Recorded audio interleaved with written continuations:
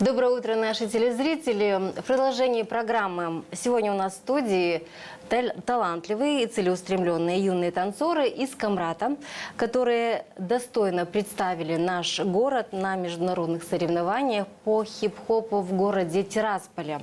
Ребята выступили на высоком уровне и привезли домой множество наград, показав отличную подготовку, силу характера и любовь к танцу. Вместе с ними сегодня их тренер Андрей Лира, под руководством которого юные спортсмены достигают таких впечатляющих результатов. Ну что, поговорим? Да. Вместе с нами тренер Андрей, доброе утро. Доброе утро. Вместе с нами Таисия Тамайлы, Амелия Ильева и Даша Акбаш. Доброе утро. Доброе утро. Настроение? Хорошее. Отлично. Боевое. Замечательно. Если в целом рассказать о данных соревнованиях, Андрей, это уже ежегодные соревнования международные, которые проходят в Тирасполе, и каждый раз вы везете наши юные таланты на эти соревнования. Да, именно. Я думаю, что талантов в них слишком много, чтобы их держать только в этом городе. Это правда. Действительно, мальчишки и девчонки из Камрата, ребята такие очень активные, всегда были. Не знаю, за счет чего и почему. Может быть, гены такие, может быть, воспитание такое. Но то, что действительно очень активными и очень целеустремленными ребята тут у нас являются, это факт. И вот сегодня я привез вам 3 представителей нашей команды, кто по-своему отличился и по-своему показал результат на этом чемпионате. Как вы вообще оцениваете выступление ваших воспитанников на этих соревнованиях? Важно, наверное, то, как его оценивают судьи.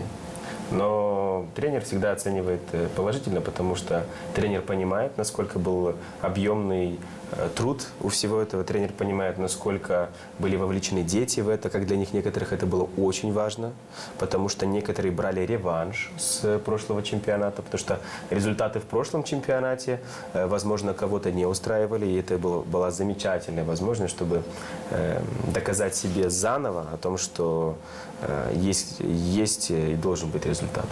Сколько ребят повезли и какие награды привезли?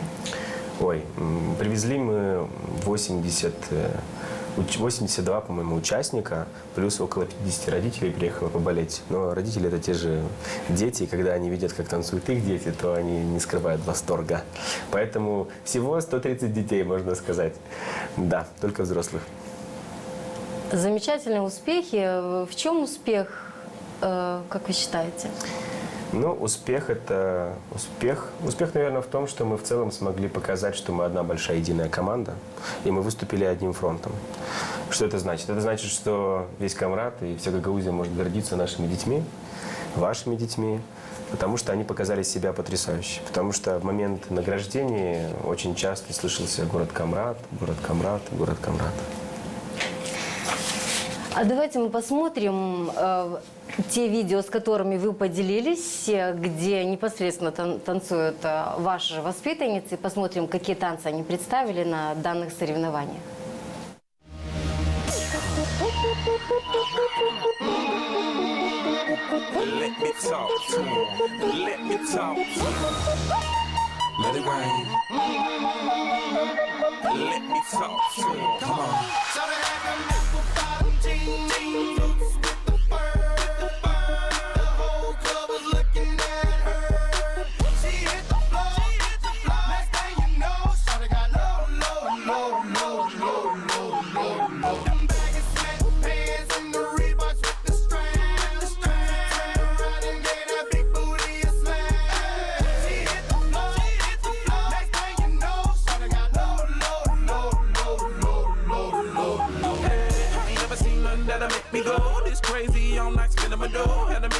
In the body to go, them birthday cakes they stole the show. So sexual, she was flexible, professional, drinking Xano. Hold up, wait a minute, do I see what I think I will? Did a thing I seen, sure they get low. Ain't the same when it's up that close. Make it rain, I'm making it snow. Work the pole, I got the bang bro.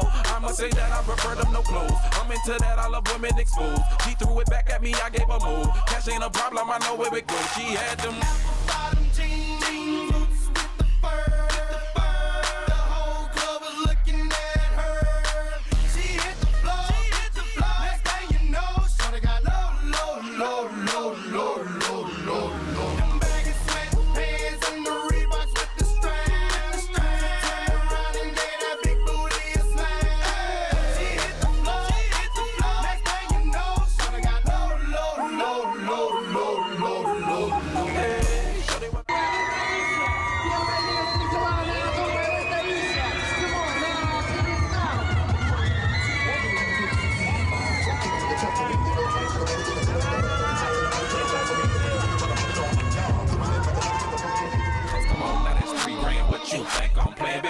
I'm the man, I did a rubber band. That's when I told her legs on my shoulder, I knew it was over. That Henny and Cola got me like a soldier, she ready for Rover. I couldn't control her, so lucky on me, I was just like a clover. Shorty was hot like a toaster, sorry but I had to fold her. Like a pornography poster, she showed her.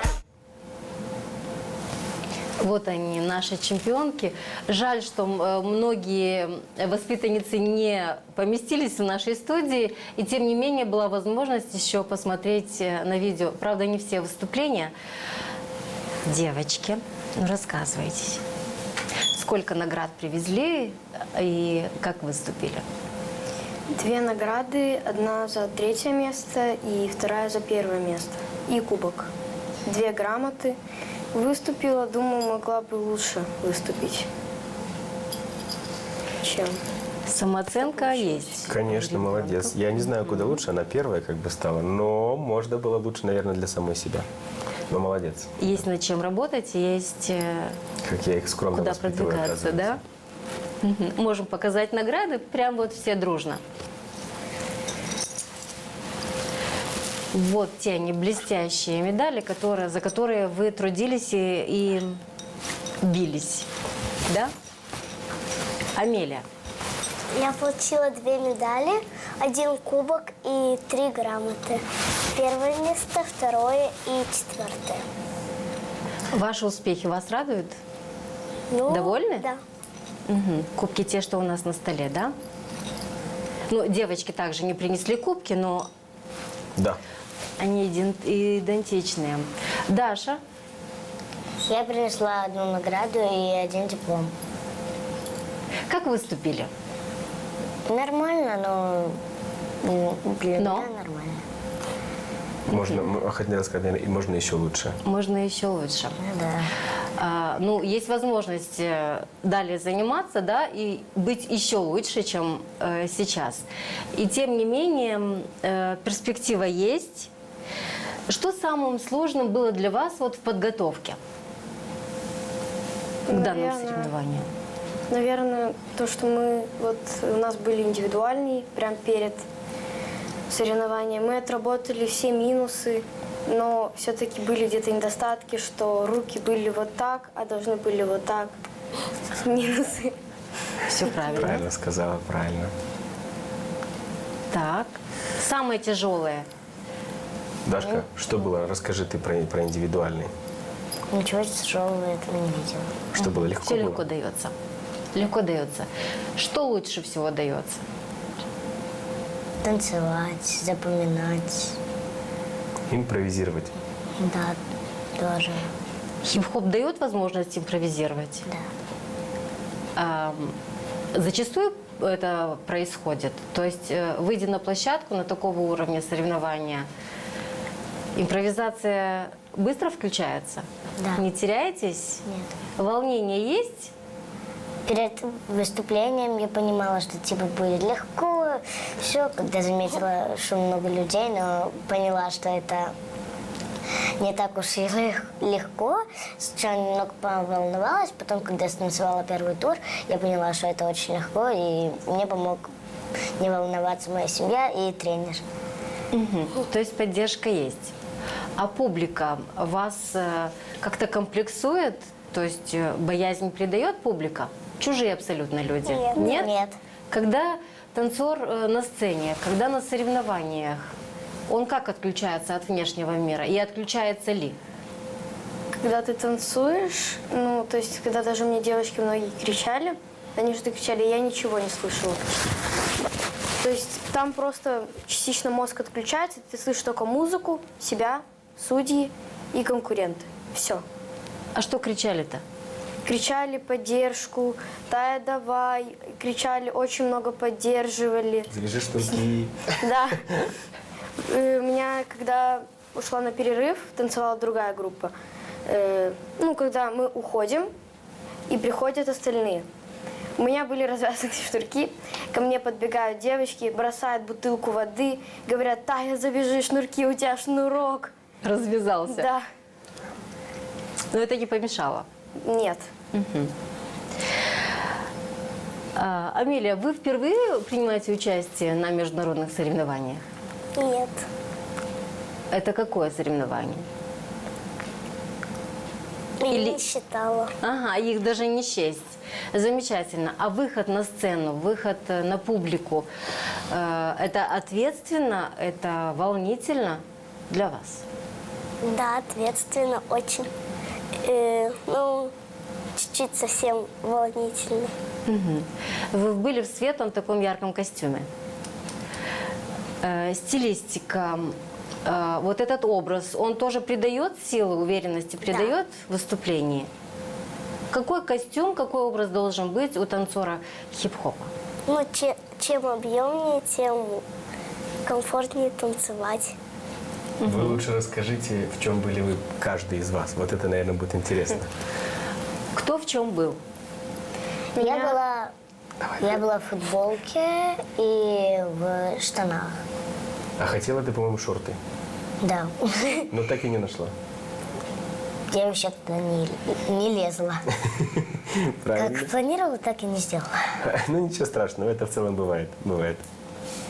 Образ кто подбирает? Вы сами, либо с помощью тренера, либо это все-таки ваша команда? Тренер сказал, что можно как хотим, но я решила, что надо модно, мило и красиво. Я решила, что надо какую-то футболку и как бы сами штаны. Мне мама дала выбор. Такие джинсы или такие темные, были большие, те такие, но больше всего мне было удобнее в штанах, поэтому я взяла штаны. Замечательно. То есть полная свобода выбора Да. стиля. Камилия, ты в чем была? Расскажи. У нее такой стиль был классный. У нее... Расскажи ты, я не буду. Я была в такой полукепке, типа шапка джинсовая. У меня был свободный свитер, костюм был весь белый, и там были яркие надписи. Мгм. Специально для этих соревнований приобрели? Замечательно. Будет другая возможность также одевать этот костюм? Ну да, на свадьбу. танцы. Вы в чем были? Я была в черных, прям очень широких штанах, майка из Гарри Поттера, белая, не белая, бордовая с воротником, и бордовая кепка, и я была заплетена в косички. Много-много-много косичек. Да. Вообще, танцору хип-хопа, вот как удобно выходить на сцену? То, что свободный стиль одежды, я поняла, обязательно должен присутствовать. Волосы, кто-то предпочитает распущенный волос, кто-то предпочитает собранный волос. Не мешает? Ну, мне, как Прическа по должна мнению, подходить под образ одежды? не только, мне, как по мнению, распущенные волосы не будут лезть в глаза, будут летать по всему паркету, там, где мы танцуем. И будет просто неудобно. Но многие девочки выбирают распущенный вид волос. Но мне больше нравится, когда мои волосы собраны, например, в косичке. Есть ли у вас любимые танцевальные стили, либо кумиры? За кем вы тянетесь, за кем вы следите, может быть, подражаете или планируете подражать? Нет. Кумира такого нету. А как же тренер? Ну, тренер – это отдельный кумир мой. Вот так вот. Танцевальные стили. У кого какой стиль? Вы в разных направлениях стали победителями, да? Ну, призерами-победителями. Но в целом направление у них одно – это хип-хоп. Но дело в том, что сама категория так называется – хип-хоп. И, соответственно, и движение, и база, и весь стиль – это вот приближен больше к этому хип-хопу. Но творили они там, конечно, иногда даже и джаз-фанк, и не только. Поэтому они сами неосознанно могут танцевать в разных стилях, но мы все это подаем в обвертке хип-хопа. Вот так. И все воспринимается. Андрей, о сложности в подготовке к данным соревнованиям. Такое количество детей повести.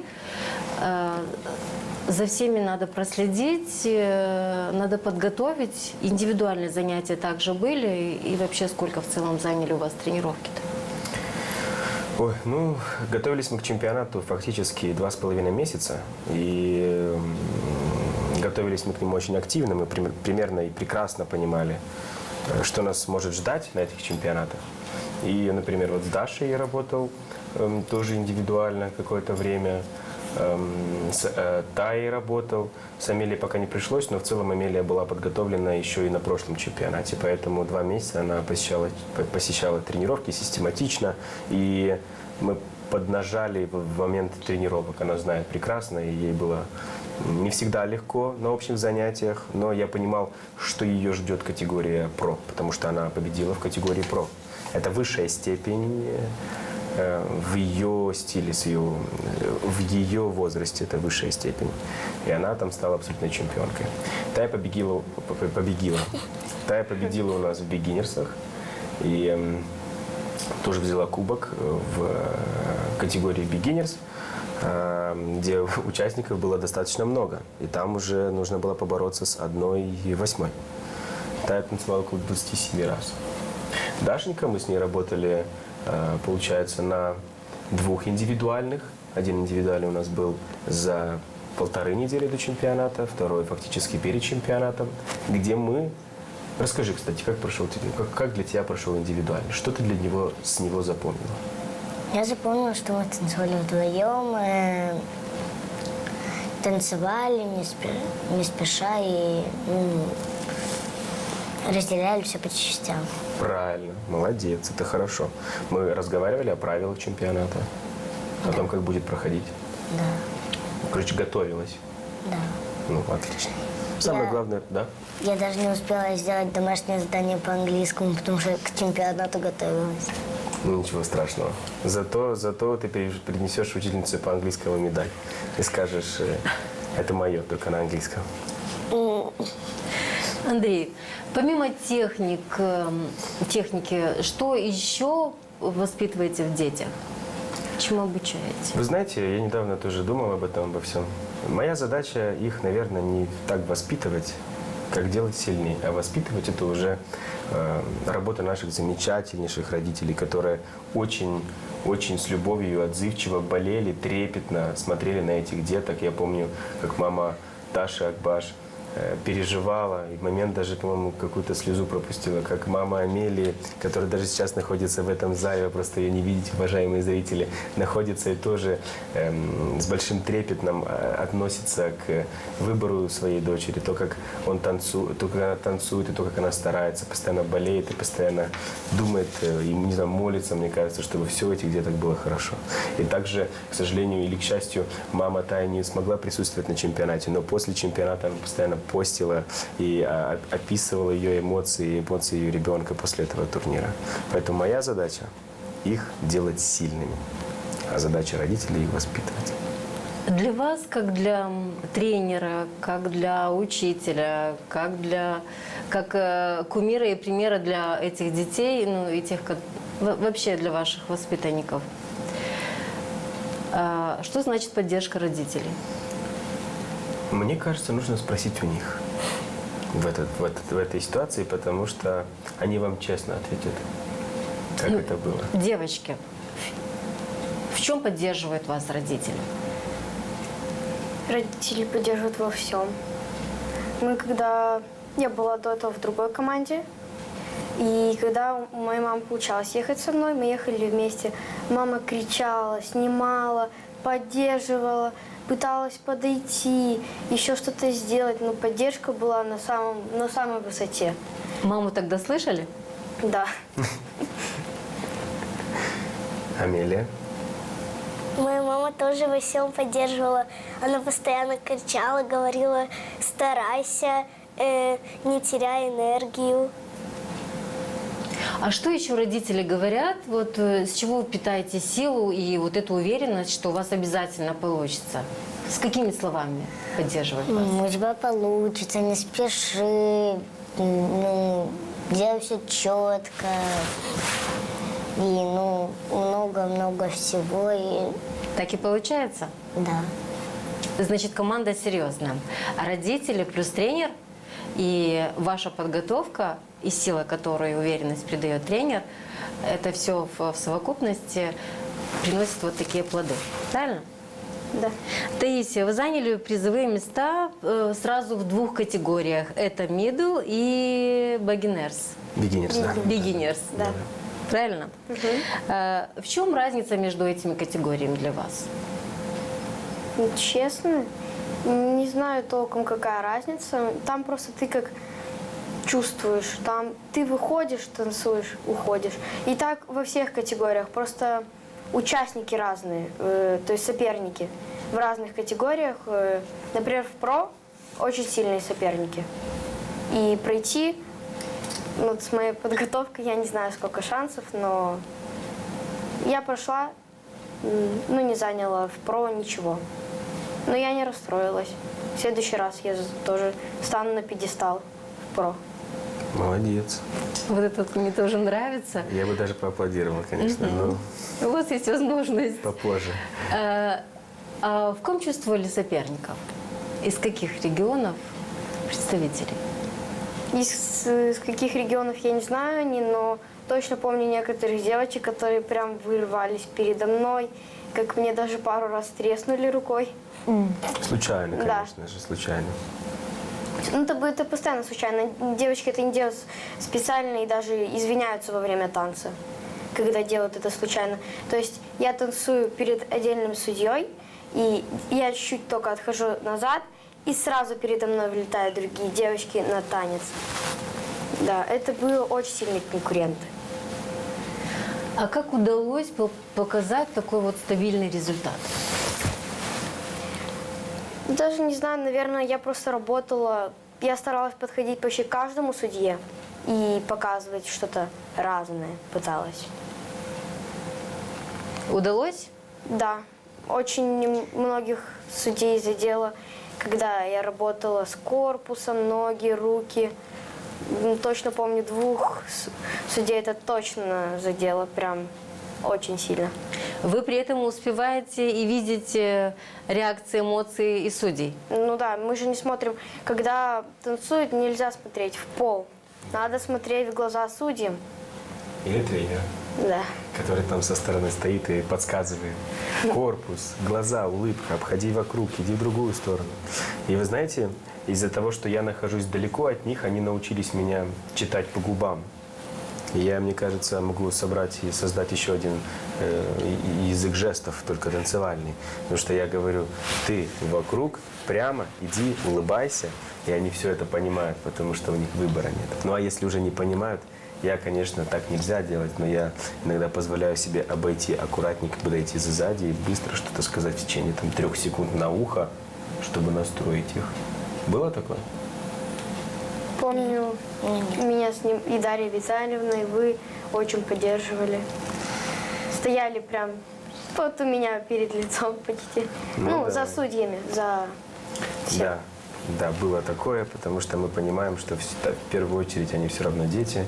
И мы, конечно же, как и тренера, представляете себе, мы привезли на этот чемпионат фактически огромное количество ребят. 82 человека. Для нас это много. И ты пропускаешь танец каждого через себя, потому что ты понимаешь, что здесь это уже экзамен. Если учеба – это тренировки, то чемпионат – это уже для них экзамен. И когда они выходят вот здесь, в этой критической ситуации, им приходится как раз-таки уже и показывать все, чему они научились. И ты как тренер пропускаешь каждое движение через себя. И тогда очень... И они, вы знаете, они сдали этот экзамен. С честью, скромно и достойно. Тая, вы сколько уже в хип-хопе? Я вообще занимаюсь с 3 лет. Я занималась до этого в другом клубе, а так в танцах я примерно уже 9 лет. 9 скоро. Не знаю, через сколько, но скоро будет 10 лет. Замечательно. Амелия, видеоролики с вашим выступлением, ну, понятное дело, ваши родители, они выкладывают тоже в соцсетях. Мы тоже следим за ними и тоже их видим. А сколько лет вы занимаетесь уже хип-хопом? Ну, я раньше тоже занималась на других танцах, но так почти уже 4 года занимаюсь. Мгм. Техники, навыки, которые вы переняли в других видах танцев и сюда пришли уже, чувствуете, что подготовка уже какая-то база была? Это помогает? Да. Помогает. А что, по-вашему, принесло вот вам победу? 2 награды у вас. Не знаю. Поддержка тренера, родителей.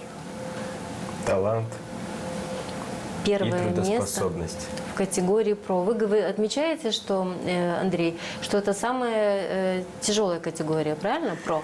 Да, потому что в ней выступают участники, которых танцевальный опыт не меньше нескольких лет.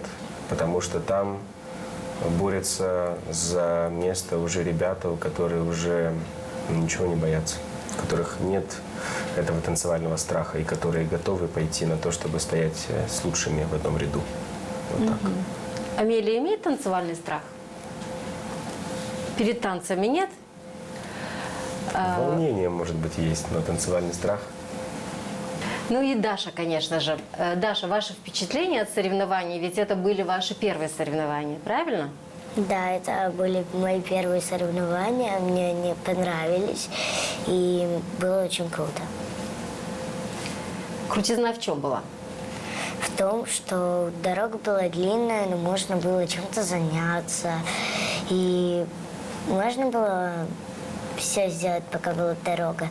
Ну и когда заходили, немножко пришлось ждать 2 часа или пол, чтобы мы начали танцевать с группой. Я говорю, посмотреть на телевизор, мам, потому что, не дай бог пропустим, потому что 1 раз пропустили, и я поняла, что это не про меня. А что помогло сразу занять призовое место? Как вы считаете? Не знаю. Может, это подготовка, может, это тренировки, может, это моральная подготовка. Да, это тренировки, индивидуальные танцы, дома подготовка, вовсю, как так. Сколько времени уже занимаетесь хип-хопом? Где-то пару месяцев. Всего лишь. Так отличные успехи тогда, Андрей. Потрясающе, я Делаешь. считаю. Потому что она становится смелее с каждым разом, с каждой тренировкой. Ее движения становятся более четкими, более обдуманными. Вот. А еще мне нравится, как она умеет выражать свою точку зрения. Потому что это очень важно. Потому что мы с ней беседуем, как и со всеми детьми, я стараюсь всегда вести конструктивный диалог, как со взрослыми. Потому что они начинают понимать, что на них ложится какая-то ответственность, и они в это верят. Тем самым понимают, что на выступлениях и чемпионатах они ведут себя достойно, с ответственностью, внимательно, слушают тренера, благодарят родителей. Всегда. Правда? Ну и иногда даже тренера. За это тоже большое спасибо. Андрей, как вы мотивируете детей перед выступлениями? Как олимпийскую сборную.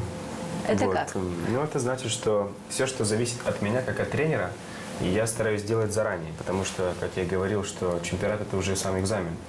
И в момент подготовки ты должен быть максимально детален. Ты должен максимально объяснять просто и понятно для всех них, чтобы им было все это доступно в момент турнира.